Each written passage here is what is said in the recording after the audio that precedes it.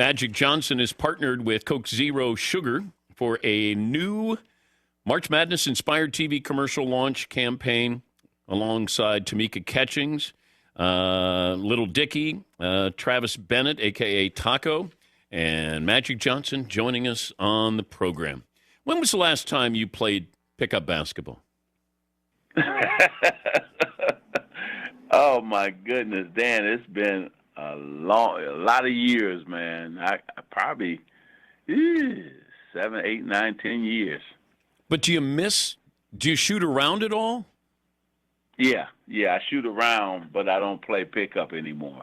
The fun comes when the great thing is the gym that I work out every morning at has a full court basketball court, so I'm able to go in there and shoot because I work out so early, so a lot of people are not there. So that works out because I love to shoot. Matter of fact, some days I just go in there and shoot for like a half hour, 45 minutes. But I wondered how you would be, given everybody has to shoot the three or wants to shoot the three now. How do you think your game would be, in the modern era or today? Oh, it wouldn't change any because what I specialize in is still as needed in the game today. That's coming down on that fast break and passing it to people and putting them in a position to score. So now instead of shooting, passing it to the guys that they can do the slam dunk or the layup, I'll be passing it for them to shoot the three-point shot. So, and then you have to remember, centers are not centers. So when I played, you had at least 2 7-footers almost on the court. Now you don't have that. So, man, I'll be driving that to that back, and I won't have no resistance in today's game, right? But what do you think you could have averaged if you wanted to? Scoring. In playing, if I was just an offensive-minded guy? Yeah, let's say you had the green light like Jordan did. Oh, yeah. Well, I probably wouldn't average as much as him, but I could have averaged 28, 29, 30 points a game. That was easy. I did that my whole career in high school. I could have did that at Michigan State, too, but it's not about that for me.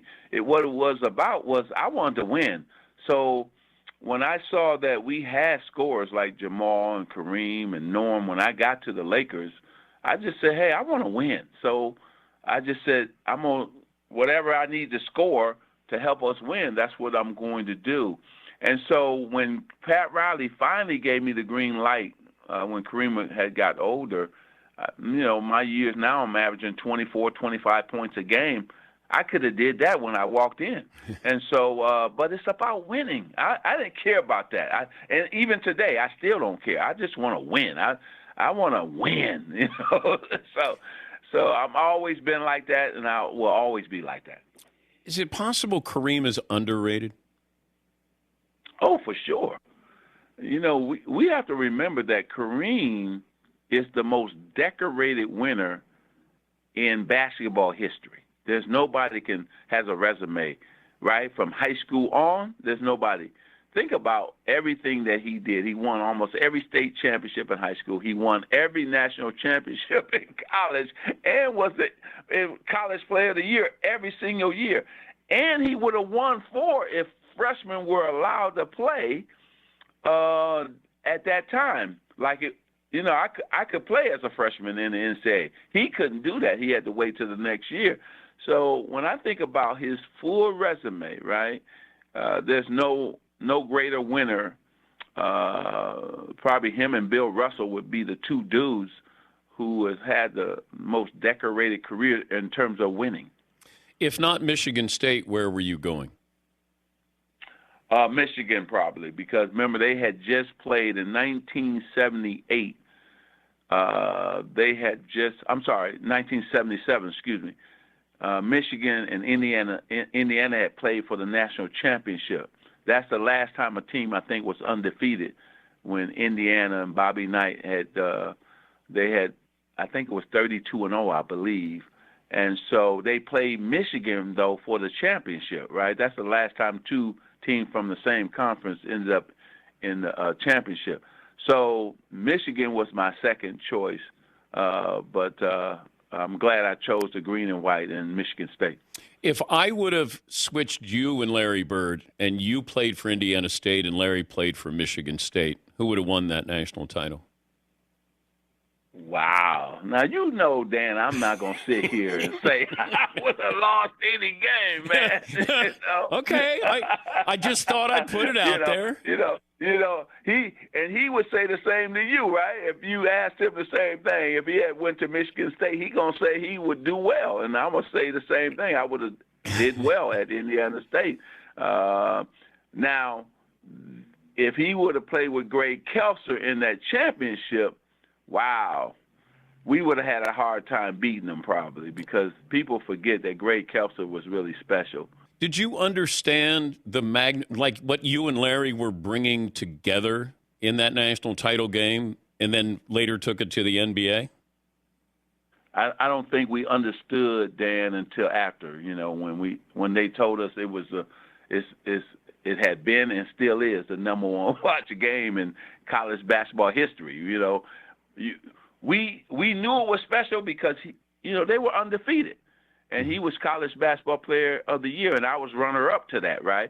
I think it was the first time, Dan, that two guys, the two best players, met for the national championship. But when did you realize you two were alike? Oh, I mean that. Listen, I knew that in college, and then when we got into the pros, it just really put the stamp of approval on that the fact that we were so much alike. And then when we shot a commercial, because in the early beginning, we hated each other.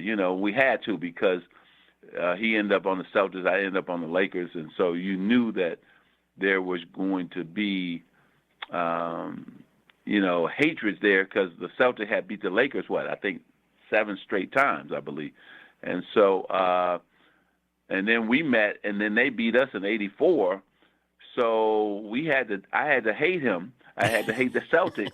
And then when we shot that commercial, I believe in '87, at his house in French Lick, Indiana, that's when we became friends. And that's when we finally said, you know what, we're more alike than we are different, because we're both Midwest boys. We're close to our family. We also changed the game of basketball together, whether that was in college or the NBA. And then we always were about making our teammates better, right? We rather pass than shoot a lot of times. And so two big guys that can handle the basketball, that would do anything to win. And so, I love Larry Bird. That's my man. And so I think the thing that is special, Dan, was that he made me better and I made him better. And so, and that's why I think, Dan, even when I think about what's happening right now, right, this campaign is happening over March Madness, right?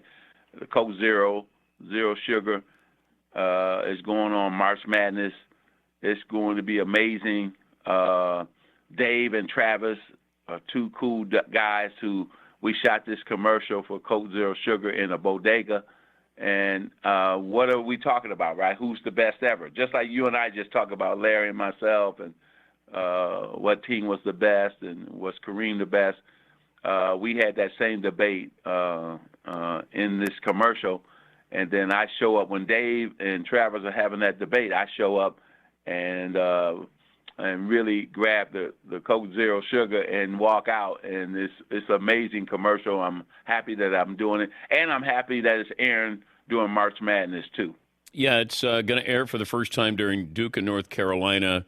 Dave Bird and Travis Bennett, Tamika Catchings. We're talking to Magic Johnson. It's a Coca-Cola Zero Sugar ads featuring Magic and company. Did you have to hate Michael Jordan as well, that you said you had to hate Larry Bird? I didn't get a chance to hate Michael because of the fact that, we played one time. I think because of the relationship with Larry happened in college in terms of us, Indiana State, Michigan State, then it carried over to the two most storied franchises in NBA history, the Celtics and the Lakers. And we played so many times that's why I think we hated each other and disliked each other in terms of the Celtics, Lakers, Larry, and I. Michael, I think the dislike might have came more of the Bulls and Celtics, right? Because they're in the Eastern Conference and they played so many times. But we only really, that one time in '91 when they beat us. And so I didn't have a chance to hate Michael, but we're good friends, and I love MJ and what he stands for, what he's built, not only on the court but off the court, his business. So it's great. Can LeBron surpass Michael in your eyes? I don't know. It might take a couple more championships to do that. LeBron is special, and I don't want people to always get mad over. We got to celebrate both guys. I mean, Michael is the best, and we should celebrate him, and we should celebrate LeBron. And so I hate when people get mad at you if you take one or the other, and we should just say, hey, Michael is special. And I always say he's special and he's the best to me because he never lost in the NBA Finals, and he's averaged over 30-something points a game. I mean, the guy is just unbelievable. And so, but LeBron is special too in his own right too, and people shouldn't forget that either. But when it all said, if you come at me and you ask me, that's who I'm gonna go with is MJ. Magic, thank you and good luck with the campaign. Great to talk to you again. You too, Dan. Take care of yourself, brother. Magic Johnson, partnered with Coke Zero Sugar, a new March Madness inspired TV commercial, and always good to talk to him.